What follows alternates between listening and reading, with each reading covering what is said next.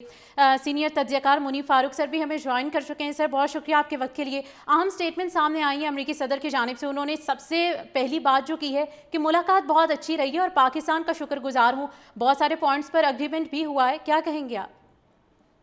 देखिए, ये एक बहुत अहम स्टेटमेंट है अमेरिकी सदर की जानिब से। इससे दो तीन चीज़ें तो वाज़ेह होती हैं। पाकिस्तान का किरदार और पाकिस्तान की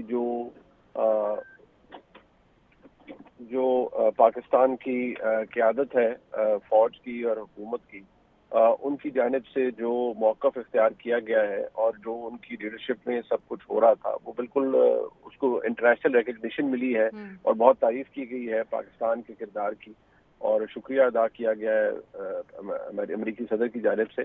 अब जो पॉइंट्स ऑफ डिसएग्रीमेंट है, उनमें सिर्फ एक नुक्ता है जिस पर डिसएग्रीमेंट है, और वो है एनरिच्ड यूरेनियम वाला, यानी न्यूक्लियर इशू।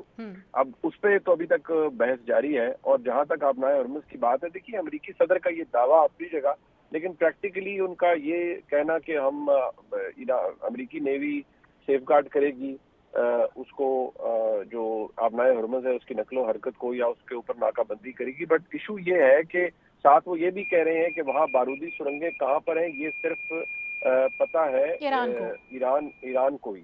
तो ऐसी सूरत हाल में किसी भी तरह से अमेरिकी नेवी जितनी भी मर्जी इक्विप्ड हो, तो बारूदी सुरंगों का सामना तो कोई भी नहीं करना चाहेगा। और अंडर वाटर माइंस एक बड़ा डेडली कंपोनेंट है किसी भी मुल्क के दिफाई निज़ाम के अंदर, और ये ईरान के टेरिटोरियल वाटर्स हैं। तो ईरान की जो नेवी है उसको सिर्फ इसकी इंटेलिजेंस का पता है, और इतना टेक्नोलॉजिकल एडवांसमेंट होने के बावजूद अमेरिका के सदर खुद ये कह रहे हैं कि ये किस जगह पर है, ये माइंस, इनके बारे में सिर्फ ईरान को पता है। इसका मतलब है ये एक हॉलो थ्रेट भी है। अगर अमेरिकन नेवी वहां पर आती है तो फिर ये एक मिलिट्री एंगेजमेंट भी हो सकती है, और अगर ईरान अलाउ करता है तो फिर इसको हम एक किस्म का एग्रीमेंट भी कह सकते हैं। लेकिन अमेरिकी सदर की जानिब से ये कहना कि तमाम नुकात पर एग्रीमेंट हो चुका है, अच्छे माहौल में हुए, सिर्फ एक नुक्ता रह गया है, मैं समझता हूँ एक बहुत बड़ी पेशरफ्त है। लेकिन बिल्कुल एक बहुत बड़ी पेशरफ्त है, और आने वाले वक्त में ये मजीद साबित भी होगी। डॉक्टर सईदुज़्ज़मा भी हमारे साथ इस गुफ्तगू में शामिल हैं। सर बताइएगा, जिस तरह से हम बात कर रहे हैं कि ईरान ऑलरेडी एनपीटी का रुकन है, और जो ये जौहरी तवानाई है ये राइट ऑफ सेल्फ डिफेंस के तौर पर इस्तेमाल होता है, लेकिन इसी को क्वेश्चन किया जा रहा है। देखिए, जो ईरानियन न्यूक्लियर प्रोग्राम है उसके हवाले से ईरानियन ऑफिशियल्स का मौक़िफ़ बहुत क्लियर है। वो कहते हैं कि हम न्यूक्लियर वेपन नहीं हासिल करना चाहते। दूसरी तरफ अमेरिका की अगर बात करें तो वो कहते हैं जनाब कि हम ईरान को न्यूक्लियर वेपन नहीं हासिल करने देंगे। तो मुझे तो लगता है कि बात एक ही है। अब जब बात एक ही है फिर तो कन्वर्जेंस है ऑफ इंटरेस्ट है। आई मीन टू से ईरान चाहता है कि मुझे सिविलियन प्रोग्राम, जो ईरानियन सिविलियन प्रोग्राम है, न्यूक्लियर प्रोग्राम है, उसकी हमें इजाजत है और उसके साथ आगे हम बढ़ना चाहते हैं। और यकीनन अगर आप नॉन प्रोलिफरेशन ट्रीटी को देखें और IAEA की रिजीम को देखें तो उसके तहत हर रियासत को, हर मुल्क को ये इख्तियार है कि वो सिविलियन पर्पसेस के लिए न्यूक्लियर टेक्नोलॉजी का इस्तेमाल करे। यही ईरान चाहता है। तो मैं समझता हूं कि यकीनन डिफरेंसेस मौजूद हैं, जाहिरी तौर पे डिफरेंसेस मौजूद हैं अमेरिका और ईरान के बीच में, लेकिन अगर इसके ऊपर नेगोशिएशंस किए जाएं और साफ नीयत के साथ पॉलिटिकल विल को एक्सप्रेस करते हुए इसके ऊपर मुज़ाकरात किए जाएं तो इसके ऊपर भी कोई कॉम्प्रोमाइज हो सकता है। मैं आपको तारीख की सफ़ों से उसकी एग्जांपल देना चाहूंगा। Joint comprehensive plan of action या ईरान न्यूक्लियर डील जो ओबामा एडमिनिस्ट्रेशन ने साइन की थी, जिसको P5+1 भी कहते हैं, यूरोपियन यूनियन के एक्टर शामिल, सिक्योरिटी काउंसिल के एक्टर शामिल, डील हो गई थी ना जनाब। So yes, Trump administration unilaterally withdrawal कर गई थी, लेकिन मैं समझता हूँ उस यूनिलैटरल विड्रॉल के बावजूद अब भी गुफ्तगू हो सकती है, जो कि हो रही है। गुफ्तो शनीद होती है तो मसाइल का हल निकलता है।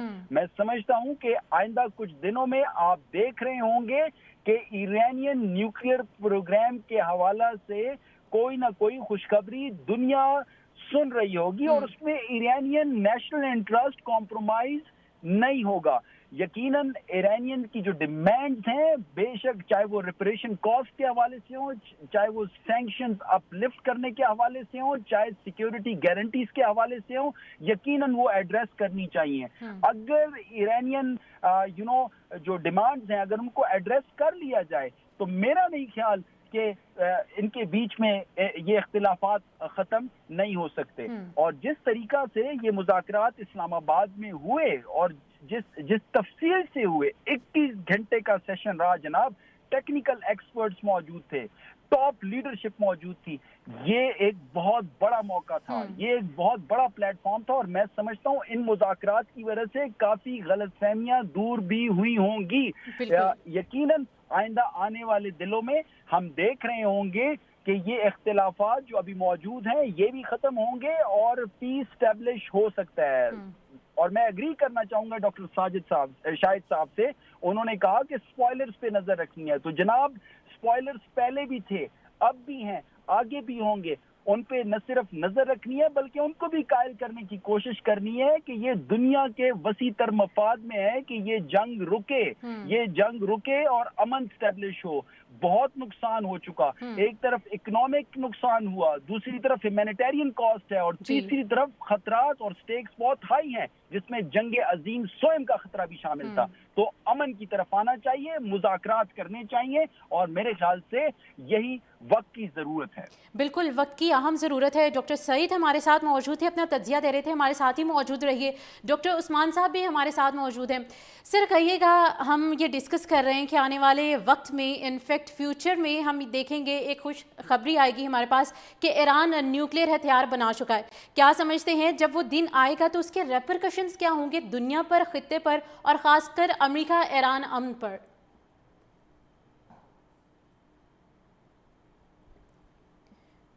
डॉक्टर उस्मान साहब से राब्ता बहाल करने की कोशिश करेंगे। डॉक्टर सईदुज़्ज़मा हमारे साथ मौजूद हैं। डॉक्टर साहब, आपकी जानिब आना चाहूँगी और यही सवाल मैं आपकी जानिब प्रोसीड करती हूँ कि अगर ऐसा होता है क्या रेपरकशन सामने आएंगी?